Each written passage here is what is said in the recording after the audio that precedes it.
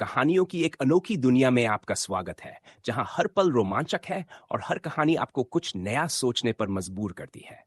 यह है fiction decode channel, जहां कल्पना और हकीकत का संगम होता है। तो बिना समय गवाए, आइए इस दिलचस्प कहानियों के सफर को साथ मिलकर डिकोड करें। चैप्टर 3। लेकिन राणा जी को नहीं पता था कि शिवांग नंदिनी की खूबसूरती में इतना खो गया था कि वो देख ही नहीं पाया था कि नंदिनी एक विधवा है। इधर नंदिनी चुपचाप महंत जी के साथ चली जा रही थी और महंत जी उसे सब व्यवस्था के बारे में बता रहे थे। फिर महंत जी मंदिर की तरफ चले गए और नंदिनी अपने कपड़े बदलने के लिए दूसरी तरफ चली गई।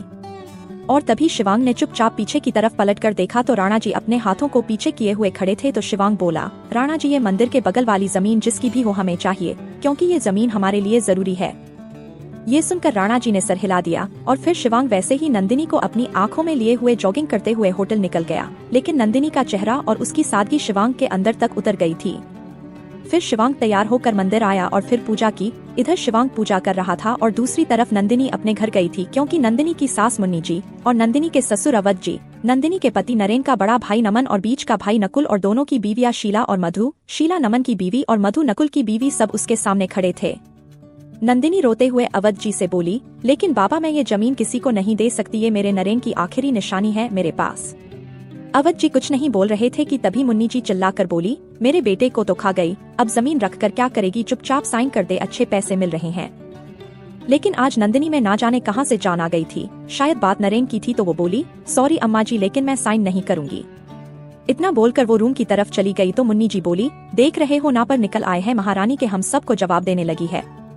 अवध जी इरिटेट होकर बोले, जब वो नहीं देना चाहती तो क्यों उसके ऊपर जोर डाल रही हो, पहली बार उसने तुम्हें किसी चीज के लिए ना कहा है। अवध जी इरिटेट होकर बोले, जब वो नहीं देना चाहती तो क्यों उसके ऊपर जोर डाल रही हो, पहली बार उसने तुम्हें किसी चीज के लिए ना कहा है। इतना बोलकर अवध जी भी चले गए और मधु भी चली गई। तो मुन्नी जी बोली, उसके चाहने ना चाहने से क्या होता है, डबल पैसे मिल रहे हैं और मैं ऐसे नहीं जाने दूंगी। इधर नंदिनी किचन में काम कर रही थी कि तभी मुन्नी जी और शीला आई और मुन्नी जी नंदिनी को देखते हुए बोली, आखिरी बार बोल रही हूँ, साइन करेगी कि नहीं।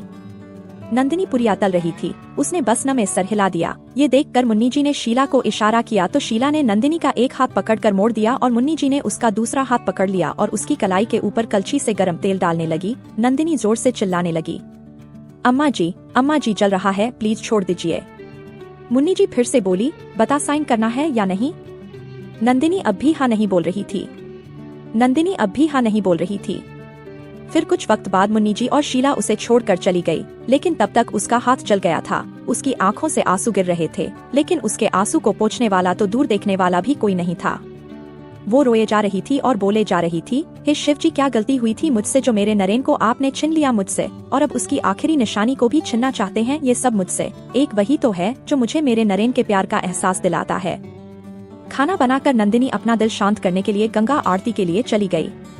आरती हो रही थी कि और नंदिनी की आंखों से आंसू गिर रहे थे और तभी महंत जी आए और नंदिनी को देखते हुए बोले, मत रो बिटिया, अब तेरी किस्मत से ये आंसू जाने वाले हैं।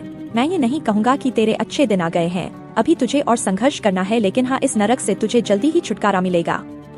ये सुनकर नंदिनी भरी नजरों से महंत जी को देखते हुए बोली, ऐसी आशा मत दीजिए मुझे महागुरु, मेरी जैसी अभागन की जिंदगी में खुशियाँ कभी नहीं आ सकती। ये सुनकर महंत जी मुस्कुरा के बोले, बिटिया, ये सब तो हमारे महादेव के ऊपर है, वही सबको सुख और दुख उसके कर्म के अनुसार देते हैं। इतना बोलकर महंत जी चले गए और इधर नंदिनी अब भी गंगा का पानी देख रही थी। वो खुद को शांत कर रही थी। घाट पे चारों तरफ दीपक जल रहे थे और अब भी बहुत सारे लोग घाट पे घाट की खूबसूरती देख रहे थे।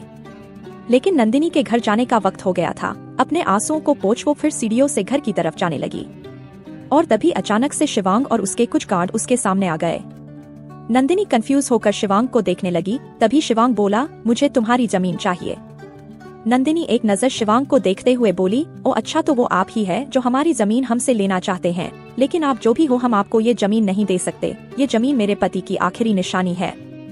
ये सुनकर शिवांग जोर से पागलों की तरह हंसने लगा और फिर बोला, अच्छा, पति नहीं रहा तो उसकी आखिरी निशानी ये है? यार, हमने तो सुना था कि बच्चे निशानी होते हैं, लेकिन यहाँ तो जमीन निशानी हो गई। फिर वो नंदिनी के ऊपर थोड़ा सा झुकते हुए बोला, क्यों, अब वो तुम्हारा पति बनकर तुम्हारे साथ सोएगा क्या? ये सुनकर नंदिनी ने एक नजर घुर के शिवांग को देखा और खींचकर एक चाटा शिवांग के गाल पर रख दिया और बोली, आगे से मेरे पति के बारे में कुछ बोलने से पहले हजारों बार सोचिएगा। ऐसे तमाचा पड़ने से शिवांग एक तरफ झुक गया और नंदिनी जाने लगी कि तभी शिवांग के गार्ड उसके सामने आ गए। नंदिनी कुछ कहती कि तभी शिवांग ने उसका वही हाथ पकड़ा जो जला था और उसे पीठ से लगाकर उसे अपने करीब खींचा और अपने होठों को ले जाकर नंदिनी के होंठ पे रखकर उसे किस करने लगा। शिवांग ने नंदिनी के होंठ को पूरी तरह अपने मुंह में कैद कर लिया था और नंदिनी बेचारी खुद को दूर करना चाहती थी, लेकिन शिवांग की ताकत के सामने वो कुछ नहीं कर पा रही थी। शिवांग के हाथ पकड़ने से नंदिनी का हाथ छिल गया था और उसे दर्द हो रहा था। घाट पे बहुत सारे लोग जो ये सब कुछ देख रहे थे और शॉक्ड थे, लेकिन गार्ड्स की वजह से कोई शिवांग का विरोध नहीं कर पा रहा था। इधर शिवांग नंदिनी को किस किए जा रहा था और अब वो नंदिनी के होठों को महसूस कर रहा था और पूरी शिद्दत से उसे सक कर रहा था।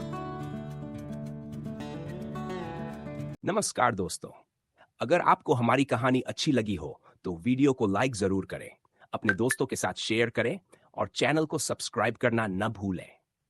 इससे आप हमारी कोई भी नई और रोमांचक कहानी मिस नहीं करेंगे। फिक्शन डिकोड के साथ जुड़े रहें, क्योंकि हम आपके लिए लाते हैं नई और अनोखी कहानियां। अगली कहानी में फिर मुलाकात होगी। तब तक अपना ख्याल रखें और कहानियों के सफर का आनंद उठाते रहें।